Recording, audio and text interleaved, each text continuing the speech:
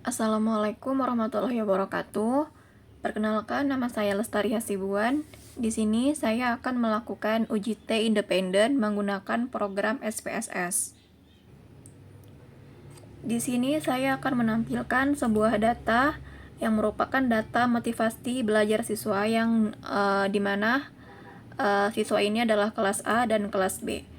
Di sini untuk kelas A ada 31 sampel, sementara kelas B ada sekitar 24 sampel. Sebelumnya, saya akan menjelaskan apa itu uji independen sampel t-test.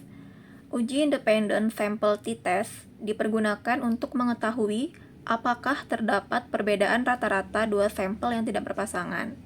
Yang kedua, syarat uji statistik parametrik, yaitu datanya berupa normal atau homogen. Baiklah, langsung saja kita masuk ke variabel view. Di sini kita membuat variabel yang pertama itu merupakan hasil. Kemudian di variabel kedua kita menuliskan kelas.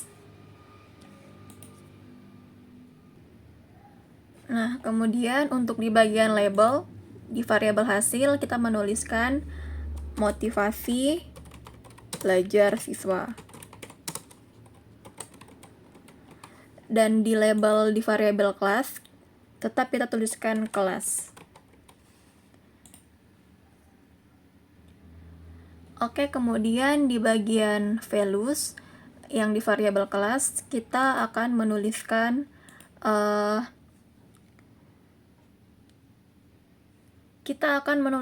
kode kelas yang telah kita buat di kasus yang tadi. Yang pertama di bagian value kita tuliskan angka 1, kemudian di label kita tulis kelas A. Kemudian tambahkan, selanjutnya value 2, di label kita tulis kelas B. Kemudian tambahkan lalu oke. Nah, selanjutnya kita kembali ke data view. Nah, di sini sudah terlihat ada variabel hasil dan juga variabel kelas. Nah, di sini kita tinggal menginput data yang sudah kita input tadi di motivasi belajar siswa. Nah, untuk yang kelas A, kita akan copy paste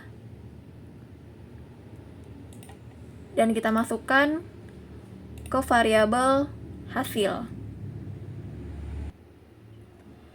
Nah, setelah kita sudah meng-copy paste untuk yang kelas A, kita lanjut meng-copy paste yang di kelas B.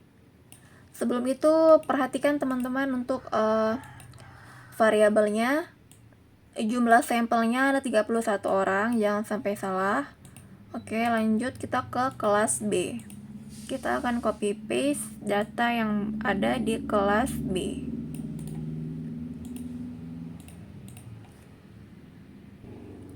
Nah, setelah kita sudah meng-copy paste kelas B, maka jumlah sampelnya ada sekitar 55 sampel. Yang kelas A 31, yang kelas B ada 24. Jadi jumlah totalnya 55 sampel. Oke, kemudian di variabel kelas kita menuliskan angka 1 atau setara dengan kelas A. Begitu seterusnya sampai dengan 31 sampel yang merupakan kelas A.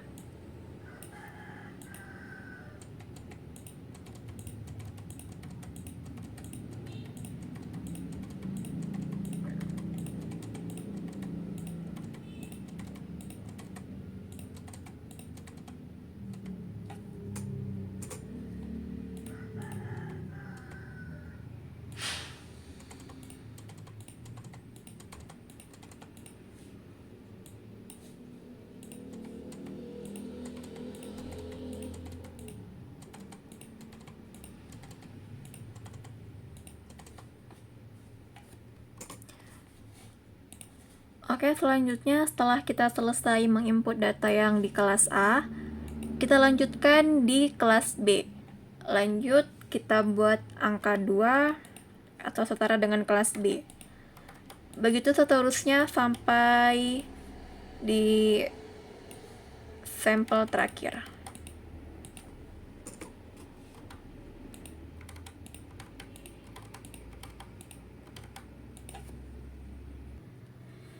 Baiklah, selanjutnya kita masuk ke pengujian uji T. Yang pertama kita klik Analyze, kemudian pilih Compare Means, kemudian pilih Independent Sample T-Test. Nah, di sini kita masukkan variabel kita, yaitu motivasi belajar siswa, ke dalam tes variabel. Nah, kemudian untuk yang variabel kelas, kita masukkan ke dalam grouping variabel. Seperti itu. Kemudian di variabel kelas ini kan masih tanda tanya. Kemudian kita klik Define Groups. Di grup 1 kita tuliskan angka 1. Di grup 2 kita tuliskan angka 2. Kemudian Continue. Setelah itu kita masuk ke Options. Nah, pastikan di confidence interval ini tertulis angka 95%. Nah, kemudian di missing values kita pilih exclude cases analyzed by analyze. Kemudian continue, kemudian OK. Nah, kemudian akan keluar hasil berupa di sini adalah output dari uji independent sample t-test yang telah kita lakukan tadi. Di sini ada dua output. Yang pertama, grup statistik, dan yang kedua ada independent sample t-test.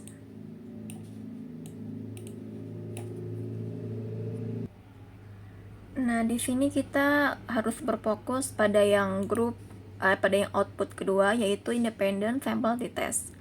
Di sini ada dua kolom. Yang pertama Levant test for equality of variances, yang kedua t-test for equality of means. Nah, kita harus berfokus pada yang ini, t-test for equality of means. Nah, di sini ada nilai signifikasi, kemudian di sini juga terdapat nilai signifikasi. Sementara nilai signifikasi yang kita butuhkan adalah yang pertama, jika nilai signifikasi lebih kecil dari 0,5, maka terdapat perbedaan yang signifikan antara motivasi belajar pada kelas A dan kelas B. Sementara di sini nilai signifikasi yang kita butuhkan adalah yaitu jika nilai signifikasi lebih kecil daripada 0,05, maka terdapat perbedaan yang signifikan antara motivasi belajar pada kelas A dan kelas B. Nah, di sini kita lihat nilai signifikasinya berupa 0,42. Nah, nilai signifikasi ini yang berupa 0,042 lebih kecil daripada 0,05. Itu artinya terdapat perbedaan yang signifikan antara motivasi belajar pada kelas A dan kelas B. Baiklah, saya rasa cukup untuk penjelasan uji sampel t-test saya. Saya ucapkan terima kasih.